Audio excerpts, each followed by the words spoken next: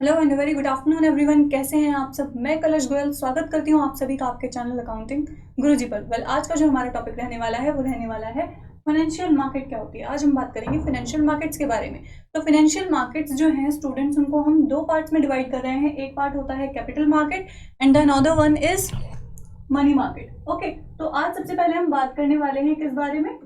आज हम बात करेंगे हमारी मनी मार्केट के बारे में कि क्या होती है मनी मार्केट। तो चलिए इसके बारे में थोड़ा सा पढ़ते हैं।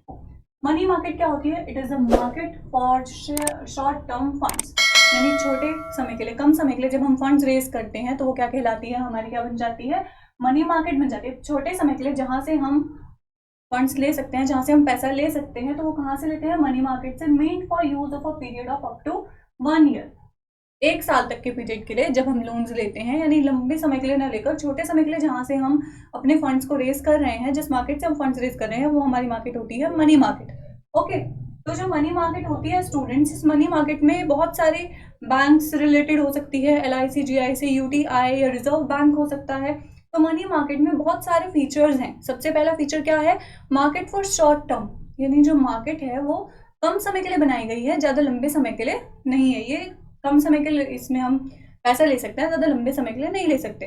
For no fix geographical location, इसकी कोई फिक्स जोग्राफिकल लोकेशन नहीं होती, यानी कुछ मार्केट्स की जोग्राफिकल लिमिट जो लोकेशन होती है वो फिक्स होती है, लेकिन इस मार्केट की जोग्राफिकल लोकेशन जो होती है वो फिक्स नहीं होती है। देन अगर नेक्स्टली बात की जाए तो इसमें बहुत सारे इंस्टीट्यूशंस इन्वॉल्व होते हैं। इंस्टीट्यूशन हो सकते हैं RBI या कोई अदर बैंक, LIC, GIC, जैसे मैंने अभी आपको बताया कि बहुत सारे ऐसे इंस्टीट्यूशन हैं जो इसमें इन्वॉल्व हैं।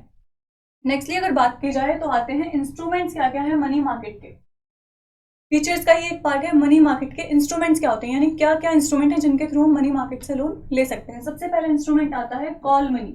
कॉल मनी मोस्टली जो यूज होती है वो बैंक के लिए होती है, जब बैंक्स को पर डे के बेसिस पे, एक दिन के बेसिस पे जब लोन्स लेने होते हैं किसी अदर बैंक से, या उनको पैसे की जरूरत होती है एक दिन के रिक्वायरमेंट को पूरा करने के लिए, तो वो मोस्टली कॉल मनी का यूज करते हैं। ओके, लेकिन कॉल मनी का जो कॉल मनी हम नहीं ले सकते हैं वो एक्सक्लूडेड होती है, या तो संडे हॉलीडे हो या फिर अदर हॉलीडेज जो डिक्लेयर्ड हैं गवर्नमेंट के थ्रू, उन डेज पर हम इस मार्केट से पैसा नहीं ले सकते, कॉल मनी नहीं ले सकते। ओके, तो मोस्टली बैंक्स कॉल मनी का यूज करते हैं। इसमें जो टाइम पीरियड होता है ये 1 या 2 दिन का हो सकता है, इससे ज्यादा नहीं हो सकता। ये इंटर बैंक कॉल कंपनीज के थ्रू होती है। और अगर बात की जाए कॉल मनी पे लिक्विडिटी की, तो नेक्स्ट टू कैश, इसको अगले दिन ही एज ए कैश कर दिया जाता है। ओके, लेकिन जो कॉल मनी हम लेते हैं वो CRR से रिलेटेड होती है, कैश रिजर्व रेशियो के बारे में बताया गया था ना आपको। तो कैश रिजर्व रेशियो जो होता है उसके डिमांड्स को पूरा करने के लिए, उसके डिमांड से मीट करने के लिए बैंक क्या लेते हैं? कॉल्स मनी लेते हैं। ओके, नेक्स्ट अगर बात की जाए ट्रेजरी बिल्स की, तो क्या होते हैं treasury bills? Treasury bills issue किए जाते हैं रिजर्व बैंक के थ्रू। रिजर्व बैंक इन बिल को इशू करता है on the behalf of the government of India. किसके बिहाफ पे? गवर्नमेंट ऑफ इंडिया के बिहाफ पे। तो ये जो बिल्स है ये गवर्नमेंट को इनेबल करते हैं कि वो छोटे समय के लिए, कम समय के लिए क्या कर ले? लोन ले सकते हैं। कम समय के लिए वो बोरोइंग्स ले सकते हैं। ओके, फ्रीली ट्रांसफरेबल बोरोइंग्स होती हैं। इसमें आप इसको जीरो कूपन बॉन्ड्स भी कह सकते हैं, यानी जीरो कूपन है बिल्कुल। इसका जो मिनिमम प्राइस होता है वो 25,000 हो सकता है। ओके, अब अगर बात की जाए नेक्स्ट की, तो नेक्स्ट आता है कॉमर्शियल बिल्स। क्या होते हैं कॉमर्शियल बिल्स? कॉमर्शियल बिल्स होते हैं नॉर्मली जो बिल्स हमारे कॉमर्स में यूज किए जाते हैं, यानी सेल और परचेज के बेसिस पर जो बिल्स दिए जाते हैं, इसमें क्या कह सकते हैं हम? सेलर्स जो बिल्स या परचेजर, तो उसमें सेल्स परचेजेस के बेसिस पर कुछ बिल्स दिए जाते हैं, कमर्शियली कुछ बिल्स दिए जाते हैं जो क्या कहलाते हैं? हमारे कमर्शियल बिल्स कहलाते हैं। तो इन बिल्स का क्या मोटिव होता है? ये बिल्स जो होते हैं वो 90 डेज बेसिस पर होते हैं कि 90 दिन के अंदर दिन का पैसा देना होता है। तो इन बिल्स को क्या करवा सकते हैं हम? बैंक से भी करवा सकते हैं, इनको खुलवा सकते हैं इन बिल्स को। बैंक भी इनका पैसा हमें दे सकता है, अगर हमें जरूरत पड़ जाए तो बैंक हमारी इस चीज में हेल्प करता है। तो कमर्शियल बिल्स जो होते हैं वो 90 डेज के लिए होते हैं। इनको डिस्काउंट कौन कर सकता है? बैंक कर सकता है टाइम पीरियड से पहले, यानी 90 दिन से पहले बैंक इनका पैसा वापस कर सकता है। नेक्स्ट अगर बात की जाए तो आते हैं कॉमर्शियल पेपर्स। क्या होते हैं कॉमर्शियल के papers? Commercial paper first introduce किए गए थे 1990 में। ओके, कब इंट्रोड्यूस किए गए थे? 1990 में फर्स्ट कॉमर्स पेपर्स इंट्रोड्यूस किए गए थे। फर्स्टली ये एक अनसिक्योर्ड प्रोमिसरी नोट होता है, इनमें कोई प्रॉमिस नहीं होता कि इनका पैसा मिल जाएगा। ओके, प्रॉमिसरी नोट क्या होता है? जिसमें पैसा वापस देने की पूरी अपील की जाती है, लेकिन ये अनसिक्योर्ड होते हैं, बिल्कुल इनमें सिक्योरिटी नहीं है। ये 3 से 12 महीने तक के लिए हो सकता है, यानी 3 महीने से 12 महीने तक का इनका टाइम पीरियड रह सकता है।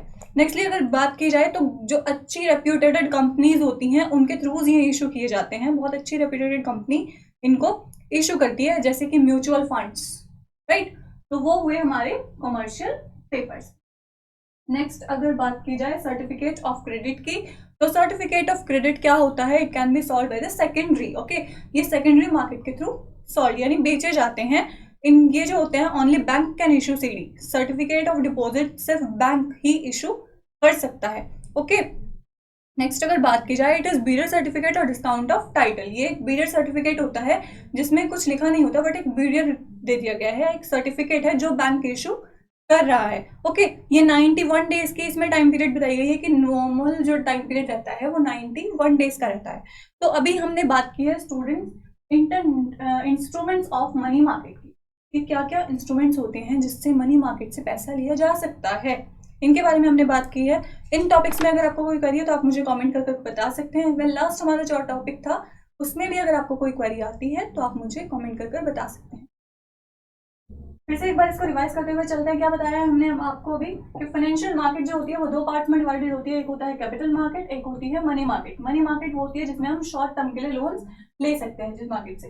ओके, तो आज मनी मार्केट के बारे में हमने बात की है। ये वो मार्केट है जिसमें शॉर्ट टर्म के लिए फंड्स रेज किए जाते हैं, main use for the period of up to 1 year. 1 साल के पीरियड के लिए जिससे लोन हम ले रहे हैं, जिससे हम अपने फंड्स को रेज कर रहे हैं। ओके, इंस्ट्रूमेंट्स क्या क्या है इसके? सबसे पहले कॉल मनी, जो बैंक्स के लिए पर डे बेसिस पर यानी 1 डे बेसिस पर अगर ली जा रही है, बैंक ले रहा है 1 डे की रिक्वायरमेंट को पूरा करने के लिए, किस लिए? CRR को मीट करने के लिए, कैश रिजर्व रेशो को पूरा करने के लिए। नेक्स्ट अगर बात की जाए ट्रेजरी बिल्स की, तो ये वो बिल्स हैं जो हम कह सकते हैं कि ये रिजर्व बैंक के थ्रू इशू किए जाते हैं। रिजर्व बैंक गवर्नमेंट के बेसिस पर इनको इशू करती है। नेक्स्ट कमर्शियल बिल्स होते हैं हमारे, जो सेल्स और परचेज के टाइम पर इशू किए जाते हैं, जिनको डिस्काउंट कौन करता है? बैंक करता है। ओके, ये इनका जो टाइम पीरियड होता है वो 90 डेज रह सकता है, लेकिन अगर उससे पहले पेमेंट चाहिए तो बैंक के पास हम जाकर इनको क्या करवा सकते हैं? डिस्काउंट करवा सकते हैं। कमर्शियल पेपर्स वो हैं जो कमर्शियली बनाए जा रहे हैं, जैसे म्यूचुअल फंड्स, लेकिन अनसिक्योर्ड है, सिक्योरिटी कोई नहीं है, तो एक रेप्यूटेटेड कंपनी इन पेपर्स को इशू करती है। ओके, नेक्स्ट अगर बात की जाए सर्टिफिकेट ऑफ डिपॉजिट्स की, तो सर्टिफिकेट ऑफ डिपॉजिट्स वो डिपॉजिट सर्टिफिकेट्स होते हैं जिसमें क्या होता है? सॉल्व किए जाते हैं सेकेंडरी मार्केट में। बैंक इनको इशू करते हैं। सर्टिफिकेट ऑफ डिपॉजिट किसके थ्रू इशू किए जाते हैं? बैंक के थ्रू इशू किए जाते हैं। इनका जो ट्रांसफर होता है, ट्रांसफरेबिलिटी इसमें इजी रहती है, बहुत आसानी से इनको ट्रांसफर किया जा सकता है।